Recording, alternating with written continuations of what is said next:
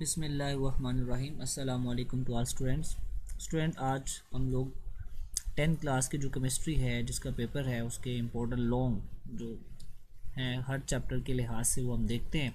ख़ास तौर पे वो 6 चैप्टर्स के जो पेयरिंग स्कीम में फ़ॉलो किए जा रहे हैं। ठीक है, तो सबसे पहले हम लोग चैप्टर नंबर 2 जो है एसिड बेस एंड सॉल्ट जो है ये चैप्टर इसमें से लॉन्ग आ रहा है दूसरे चैप्टर में से।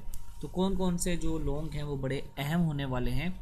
तो सबसे पहले तो लेविस का जो कॉन्सेप्ट है एसिड और बेस को लेके बहुत ज़्यादा इंपॉर्टेंट है, बहुत बार रिपीट हुआ है लॉन्ग के तौर पे। दूसरे नंबर पे physical and chemical properties of acid. Chemical properties जो होती है ना एसिड की, ये पिछले साल भी आई थी, ये काफ़ी ज़्यादा फेमस है, तो इनको भी आपने देख लेना है। थर्ड नंबर पे describe any 5 uses of acid and base. Acid के यूजेस या फिर बेस के यूजेस ये भी काफ़ी बार आते हैं, तो इनको भी आपने एक बार देख लेना है।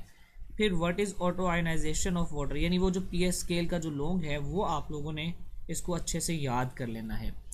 5 नंबर पे जो आपका लॉन्ग बनता है चैप्टर नंबर 2 से जो बड़ा फेमस है, define salt, how are they named, इनको नाम कैसे दिया जाता है, इट्स करेक्टरिस्टिक, और इसकी आपने खुसूसियात भी एक बार देख लेनी है। ठीक है, तो ये आपके पास 5 लॉन्ग हैं जो दूसरे चैप्टर से बड़े फेमस हैं, इनको आपने देख लेना है। इसके अलावा इस बार जो प्रिपरेशन ऑफ सॉल्ट, ठीक है, जो सॉल्ट की जो तैयारी है वो भी इस बार जो है आने के चांसेस हैं, तो उसको भी आपने एक नज़र देख लेना है। नेक्स्ट हम बात करते हैं चैप्टर नंबर 13, यानी कि जो हमारा चैप्टर नंबर 5 है बायोकेमिस्ट्री से जो हमारा उसका ताल्लुक है, तो उसको ज़रा देखते हैं कि बायोकेमिस्ट्री जो है उसमें से कौन से लॉन्ग आ रहे हैं। तो सबसे पहले है जी एक्सप्लेन कार्बोहाइड्रेट। कार्बोहाइड्रेट को एक्सप्लेन करें, इसके सोर्सेज को, इसके यूजेस को, ये बहुत बार आया हुआ है। कार्बोहाइड्रेट बहुत ज़्यादा इंपॉर्टेंट लॉन्ग समझा जाता है। दूसरे नंबर पे अगर हम बात करें कि कौन सा लॉन्ग ज़्यादा इंपॉर्टेंट है, तो right a note on monosaccharide, वो कहते हैं मोनोसेक्राइड जो है ये बहुत बार आया हुआ है, तो इसको भी आपने देख लेना है। थर्ड नंबर पे हमारा है amino acid are building block of protein. जो अमाइनो एसिड्स हैं वो कैसे प्रोटीन बनाते हैं, उसका जो रिएक्शन है वो आपने लाजमी करके जाना है। ठीक है, हाउर प्रोटीन्स इट्स यूजेस, इसके यूजेस प्रोटीन के और इसके जो सोर्सेज हैं वो भी आपने एक नज़र लाजमी देखना है। जो ये सारे आपके पास बायोकेमिस्ट्री वाले चैप्टर के अंदर जो यूजेस हैं या जो सोर्सेज हैं ये हमेशा अहम होते हैं। ठीक है, इसके अलावा state sources and uses of lipid, lipid के सोर्सेज हैं और यूजेस हैं। और लास्ट पे आपके पास nucleic acid, right note on DNA. ठीक है, मैं आपसे ये कहूँगा कि लास्ट पे विटामिन की जो इंपॉर्टेंस है वो भी आप लाजमी करके जाएं, क्योंकि वो भी ज़्यादातर बोर्ड में आ जाती है। नेक्स्ट हम बात करेंगे कि चैप्टर नंबर जो 11 है उसके अंदर से कौन से शॉर्ट हमारे शॉर्ट कह रहा हूँ, जो लॉन्ग हमारे हैं वो कौन से हैं, बहुत ज़्यादा इंपॉर्टेंट है। जो सबसे पहले है जी coal form, how is coal form, कोयला कैसे बनता है, इसकी डिफरेंट टाइप्स आपने बतानी है। दूसरे नंबर पे यूजेस ऑफ ऑर्गेनिक कंपाउंड, जो ऑर्गेनिक कंपाउंड के यूजेस हैं ये भी आपने अच्छे से याद करके जाने हैं। जो सबसे ज़्यादा अहम इस चैप्टर में से जो लॉन्ग है वो ये वाला है, थर्ड वाला। जो थर्ड वाला लॉन्ग है ये बड़ा इंपॉर्टेंट है, इसको आपने अच्छे से देख के जाना है। कैरेक्टरिस्टिक्स ऑफ होमोलॉगस एज, तो ये आपने लाजमी करना है। Write down general properties of organic compound, organic compounds की जो जनरल प्रॉपर्टीज़ हैं वो भी आपने अच्छे से करके जानी है। लास्ट पे है classification of organic compound, organic compound की जो क्लासिफिकेशन है जिसमें आपने ओपन चेन, क्लोज चेन, उसमें आपने डिवाइड किया हुआ वो आपने लाजमी कर जानी है। और इसके अलावा याद रखें कि जो लास्ट पर हमारा एक टॉपिक है फंक्शनल ग्रुप को लेकर, उसको भी आपने एक नज़र देख जाना है। ठीक है, नेक्स्ट हम बात करेंगे चैप्टर नंबर 12 जो हाइड्रोकार्बन्स हैं, चौथा जो चैप्टर है उसके अंदर से कौन से लॉन्ग आने के चांसेस हैं। तो 5 physical properties of alkane, alkane की जो फिजिकल प्रॉपर्टीज़ हैं। इसके अलावा जो अल्कीन है, अल्कीन क्या होते हैं, अल्कीन की जो तैयारी है, प्रिपरेशन ऑफ अल्कीन, अल्कीन की जो तैयारी है ये भी एक अच्छा लॉन्ग है। इसके अलावा यूजेस ऑफ इथाइलिन और यूजेस ऑफ एसिटाइलिन, ये दोनों ही बहुत ज़्यादा अहम है, तो इनको भी आपने लाजमी जो है करना है। ठीक है, इनको किए बगैर नहीं जाना है आपने, ये वाले जो 2 लॉन्ग हैं। इसके अलावा right any 5 physical properties of alkyne, alkyne की फिजिकल प्रॉपर्टीज दी हुई हैं इसने। यहाँ पर एक और लॉन्ग मैं आपको बता दूं कि जो अल्केन की हेलोजिनेशन है, हेलोजिनेशन ऑफ अल्केन, वो भी बड़ा अहम लॉन्ग है, तो उसको भी आपने ज़रा एक नज़र देख के जाना है कि वो आपके पास हेलोजिनेशन ऑफ अल्केन में क्या रिएक्शंस हैं वो आपने लाजमी देख के जाना है। नेक्स्ट है चैप्टर नंबर 14 जो एटमॉस्फेयर वाला चैप्टर है।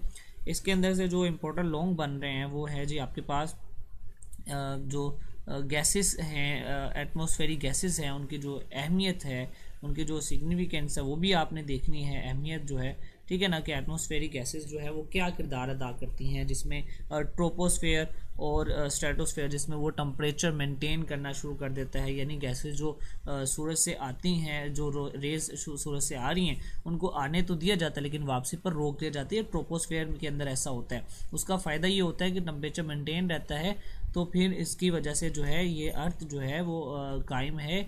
तो इस वजह से ये जो ट्रोपोस्फेयर और जो दूसरा स्ट्रेटोस्फेयर है, ये आपके पास दोनों इसके अंदर आ सकती हैं, ठीक है ना।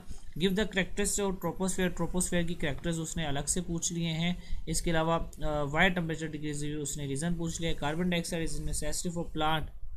वो कहता है जी जो कार्बन डाइऑक्साइड है वो बहुत ज़्यादा ज़रूरी है कंसंट्रेशन ऑफ, यानी कि कार्बन डाइऑक्साइड जो है वो पौधों के लिए कैसे ज़रूरी है। कार्बन डाइऑक्साइड जो ग्रीन हाउस वाला टॉपिक आपका, ग्रीन हाउस इफेक्ट वाला, उसके अंदर भी ये उसने वजाहत दी है कि कार्बन डाइऑक्साइड हद तक कि बहुत ज़्यादा अहमियत रखता है, लेकिन अगर इसकी मिकदार ज़्यादा हो जाए तो फिर कहीं ना कहीं ये आपके पास जो है ग्लोबल वार्मिंग की वजह भी बनता है।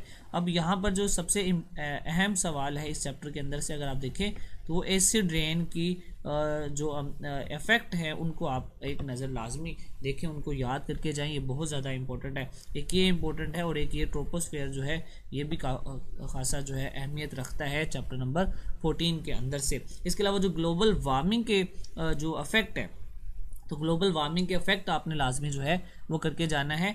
और लास्ट पे जो ओजोन लेयर का जो ख़ात्मा है, जो आप कह लें कि ओजोन लेयर की जो तबाही है, डिस्ट्रक्शन है, वो आपने लाजमी जो है वो देख के जानी है कि ओजोन लेयर जो है वो किस तरह से डिस्ट्रॉय हो रही है, ठीक है।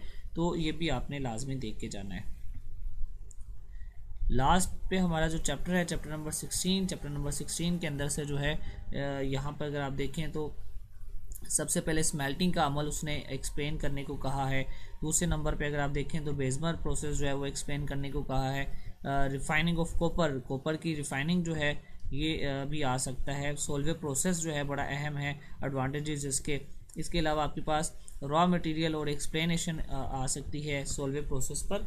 लेकिन याद रखें कि लास्ट पे एक टॉपिक है जो हमारा क्रूड ऑयल की डिस्ट्रक्टिव डिस्टिलेशन का अमल है, वो भी बड़ा अहम है। वो पिछले साल भी आ गया था, तो वो भी आपने एक नज़र जो है ना वो देख के जाना है। Destructive distillation of oil, crude oil, तो वो भी आपने लाजमी करके जाना है, ठीक है। तो ये काफ़ी ज़्यादा अहम लोग हैं, तो इनको आपने लाजमी बोर्ड में देख के जाना है, तैयार करके जाना है। बहुत शुक्रिया।